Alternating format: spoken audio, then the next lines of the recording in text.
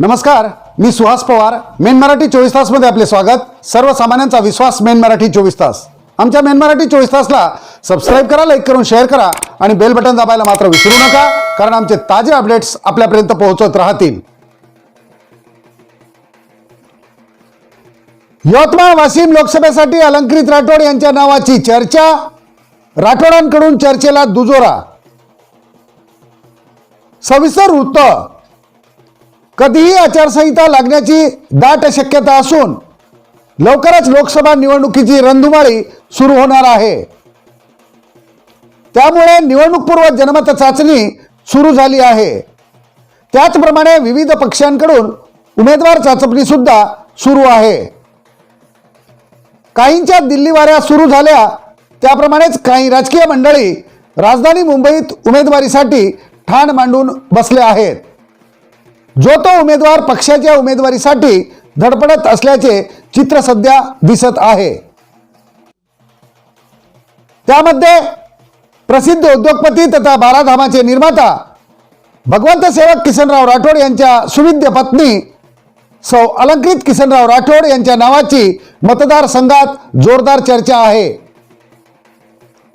गेल्या 2 दशकांपासून किसनराव यवतमाळ वाशिम लोकसभा मतदारसंघात सर्व परिचित आहेत. आपल्या स्वमिळकतीतला 4था हिस्सा गोरगरीब गरजूंसाठी सत्कारणी लावणारे दानशूर व्यक्ती म्हणून किसनरावांची सर्वदूर ख्याती आहे.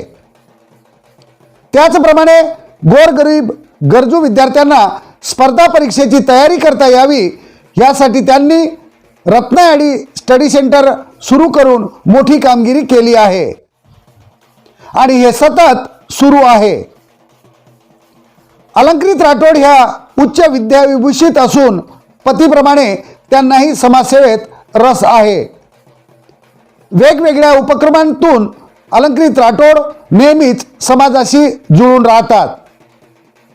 ना मोठेपणाचा आव ना श्रीमंतीचा घमंड करता गोरगरिबात मिसळून जातात. अलंकृत राठोड यांच्या उमेदवारीबाबत किसनरावांशी संपर्क साधला असता त्यांनीही या चर्चेला दुजोरा दिला.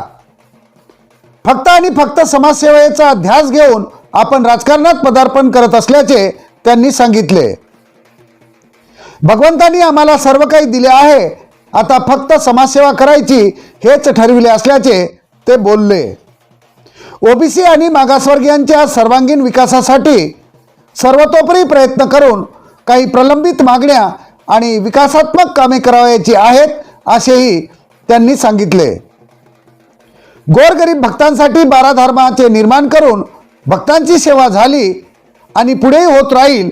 आता आमची पूर्ण शक्ती शिक्षण आणि आरोग्य सुविधांकडे लावणार असल्याचेही किसनराव बोलले. गोरगरीब गरजू विद्यार्थ्यांना पहिली ते उच्च शिक्षण घेता यावे यासाठी शैक्षणिक हब उभारणार असल्याचे किसनरावांनी यावेळी आवर्जून सांगितले. त्याचप्रमाणे खाजगी रुग्णालयातील सुविधांपेक्षा उच्च दर्जाची सुविधा असलेले आरोग्य संकुल उभारणार असल्याचीही त्यांची मानसिकता त्यांनी यावेळी बोलून दाखवली. मागील 2 दशकांपासून यवतमाळ वाशिम मतदारसंघात पाहिजे तसा विकास झालेला नाही आणि या परिसरात 90% लोक ही गरीब आणि मजूर वर्ग आहे. त्यांना सर्व भौतिक सुविधा मिळाव्यात हा आपला उदात्त हेतू असून प्रत्यक्ष राजकारणात पदार्पण केल्याशिवाय त्याला पर्याय नाही. म्हणूनच अलंकृत राठोड ह्या लोकसभेची निवडणूक लढवणार असल्याचे त्यांनी सांगितले. अलंकृत राठोड याच्या नावाची मतदारसंघात जोरदार चर्चा आहे.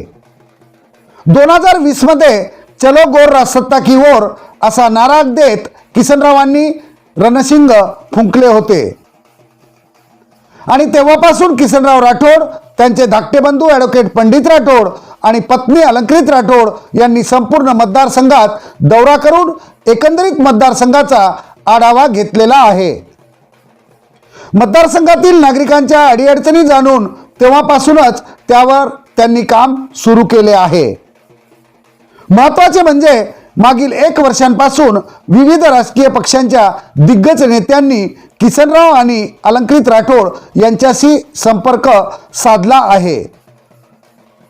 किसनरावाचे धाकटे बंधू ॲडव्होकेट पंडित राठोड हे भारतीय जनता पक्षाच्या महाराष्ट्र कार्यकारिणीत सदस्य असल्याने आणि स्वतः किसनरावाचे राष्ट्रीय स्वयंसेवक संघाच्या दिग्गजांशी जवळीक असल्याने अलंकृत राठोड यांना भाजपाची उमेदवारी मिळण्याची दाट शक्यता वर्तवली जात आहे आणि भाजपा सुद्धा अशाच प्रबळ उमेदवारांच्या शोधात असल्याचे विश्वसनीय वृत्त आहे. भाजपाने अलंकृत राठोडांना उमेदवारी दिल्यास विजय निश्चित, अशा प्रतिक्रिया राजकीय विश्लेषक करत आहेत. एकंदरीत मतदारसंघातील जनमत, त्याप्रमाणेच पदाधिकाऱ्यांच्या बैठका आणि राजकीय वर्तुळात सुरू असलेली चर्चा, त्यामध्ये अलंकृत राठोड या यवतमाळ वाशिम मतदारसंघात लोकसभेच्या उमेदवार असतील हे मात्र सध्या तरी निश्चित झालेलं आहे.